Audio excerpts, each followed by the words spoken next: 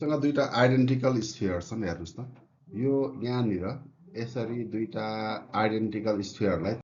भनेपछि यिनीहरू के हुने भयो भन्दाखेरि एकले अर्कोलाई के गर्ने भयो रिपेल गर्ने भयो यो यसरी भनेपछि अब एउटाले अर्कोमाथि इलेक्ट्रोस्ट्याटिक फोर्स अफ रिपल्सन दिएको छ एउटा फोर्स यता लाग्ने भयो एफ अर्को फोर्स यतापट्टि लाग्ने भयो अब यो एफ भयो है यसको वेट के लाग्छ भर्टिकली डाउनवार्ड लाग्छ यता पनि वेट के लाग्छ भर्टिकली डाउनवार्ड लाग्छ है ल यसरी यहाँबाट यो परपेन्डिकुलर लाइन तान्नुस् यो एंगल थीटा भयो अब यो वेटले गर्दा यसमा टेन्सन लागिरहेछ टी यतापट्टि पनि टेन्सन छ टी यतापट्टि छ है अब यो कहिलेसम्म चाहिँ यो रिपल्सन भइरहन्छ अथवा कहिलेसम्म रिपल्सन हुने हो त कि इन्फाइनाइटली जाने हो त होइन यसमा नेट फोर्स इक्विलिब्रियममा आउनु पर्यो सिस्टम केमा आउनु पर्यो इक्विलिब्रियममा आउनु पर्यो सिस्टम इक्विलिब्रियममा आउनको लागि इच फोर्सलाई कुनै न कुनै कुराले ब्यालेन्स गरिराखेको हुनु पर्यो भनेपछि अब यहाँनिर हामीले के ध्यान दिनु पर्यो भने यो इलेक्ट्रोस्ट्याटिक फोर्सलाई कसले ब्यालेन्स गरिराखेको छ र यो वेटलाई कसले ब्यालेन्स गरिराखेको छ भन्ने कुरा हो अब यो टेन्सनको हेर्नुस् त दुईटा कम्पोनेन्ट हुन्छ यतापट्टिको कम्पोनेन्ट भयो टी कस थीटा यो टी कस थीटाले कसलाई ब्यालेन्स गर्यो वेटलाई एमजीलाई ब्यालेन्स गर्यो टेन्सनको यतापट्टिको कम्पोनेन्ट हुन्छ T sine theta T sine थीटाले कसलाई ब्यालेन्स गर्यो इलेक्ट्रोस्ट्याटिक फोर्सलाई ब्यालेन्स गर्यो यसरी सिस्टम केमा आउँछ इक्विलिब्रियममा आउँछ तपाईले यहाँ देख्न सक्नुहुन्छ T cos theta equals to MG हुन्छ र तपाईको T sine theta equals to कति हुन्छ एफ हुन्छ यति नै यसको मेन इम्पोर्टेन्ट कुरा त यति नै हो अरु त सिम्पल जियोमेट्री हो है यसमा मेन बुझ्नुपर्ने कुरा यति मात्रै हो सिस्टम इक्विलिब्रियममा हुनको लागि T cos theta equals to mg हुनु पर्यो T sine theta equals to electrostatic force भयो यो इलेक्ट्रोस्ट्याटिक फोर्सको फर्मुला हो एउटा इक्वेसनले अर्को इक्वेसनलाई डिभाइड गर्नुस् डिभाइड गर्दा यति आउँछ इक्वेसन 3 है अब जियोमेट्री हेर्नुस् sin थीटा इक्वल्स टु 20/100 भयो यो sin theta equals to p by h को फर्मुला हो यहाँबाट हामी के पाउँछौं थीटा को भ्यालु पाउँछौं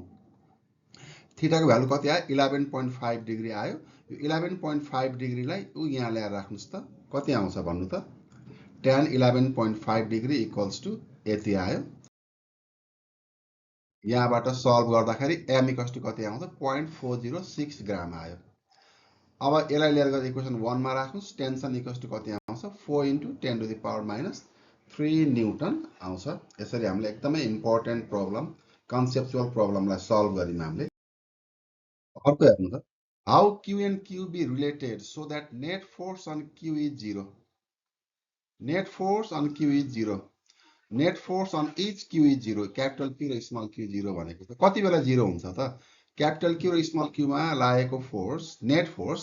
कति बेला 0 होला भन्ने क्वेशन छ अर्को सेकेन्ड क्वेशन के छ भने इन्टायर सिस्टम चाहिँ इक्विलिब्रियममा हुन सक्छ कि सक्दैन भनेको नेट फोर्स कति हुनु पर्यो 0 हुनु पर्यो इन्टायर सिस्टम इक्विलिब्रियममा हुनको लागि नेट फोर्स कति हुनु पर्यो 0 अब फर्स्ट पार्टको आन्सर हेरौं र साइडलाई हामीले a भनिम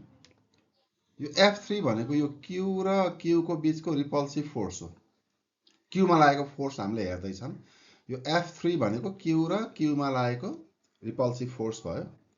त्यसै F2 यो Q सानो Q र यो Q को बीचमा लागेको रिपल्सिभ फोर्स कति F2 भयो हामीले यसमा टोटल फोर्स चाहिँ कति लागिरहेको छ त हामी त्यो हेर्दै छौं है ल अब F3 भनेको के हो भन्नुस् त यो Q र यो Q को बीचमा लागेको फोर्स के हो F1 हो है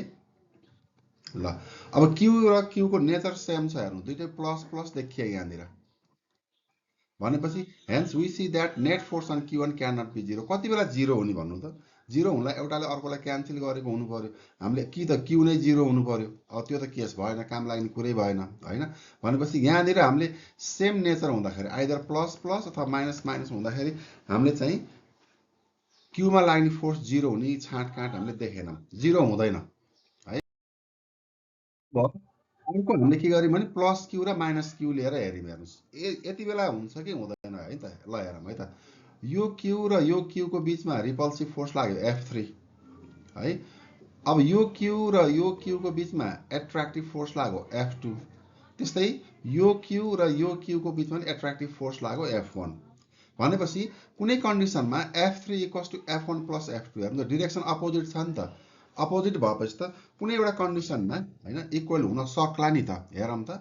के हुन्छ भनेपछि अब नेट फोर्स अन यो क्यापिटल Q 0 हुनको लागि के हुनु पर्यो F3 को भ्यालु र F1 प्लस F2 को भ्यालु के हुनु पर्यो इक्वल हुनु पर्यो है इक्वल हुनु पर्यो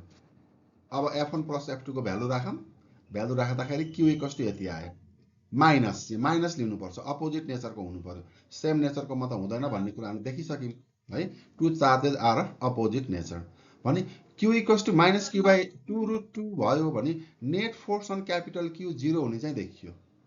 यति बेला चाहिँ नेट फोर्स अन Q कति हुन सक्ने रहेछ 0 हुन सक्ने रहेछ त्यो कुरा चाहिँ हामीले देख्यौँ यहाँनिर अब सेकेन्ड पार्टको एन्सरमा जाउँ ल हेर्नुहोस् त सेकेन्ड पार्टको एन्सरमा हामीले यो फर्स्ट पार्टको भयो ल अब नेट फोर्स अन Q 0 हुनको लागि हामीलाई यति चाहिन्छ हामीले देखिसक्यौँ त्यस्तै गरी net force on small Q 0 हुन कति चाहिएला अब इन्टायर सिस्टम इक्विलिब्रियममा हुनको लागि त summation of F equals to 0 हुनुपर्छ टोटल फोर्स नै 0 हुनुपर्छ कुनै एउटामा लागेको 0 भएर हुँदैन भनेपछि क्यापिटल Q मा यति लाग्नुपर्छ Q मा 0 हुनको लागि भने स्मल Q मा कति लाग्नुपर्छ हेर्नुस् त स्मल Q मा यति लाग्नुपर्छ अब रिजल्ट नै नहुने खालको रिजल्ट आयो कि Q इक्वल्स टु यति हुने र क्यापिटल Q इक्वल्स टु यति हुने अब दुईटै सेम एट अ टाइम यस्तो भ्यालु त एक्जिस्ट गर्दैन त्यही भएर इन्टायर सिस्टम चाहिँ इक्विलिब्रियम हुन नसक्ने रहेछ भन्ने कुरा हामीले यहाँबाट देख्छौँ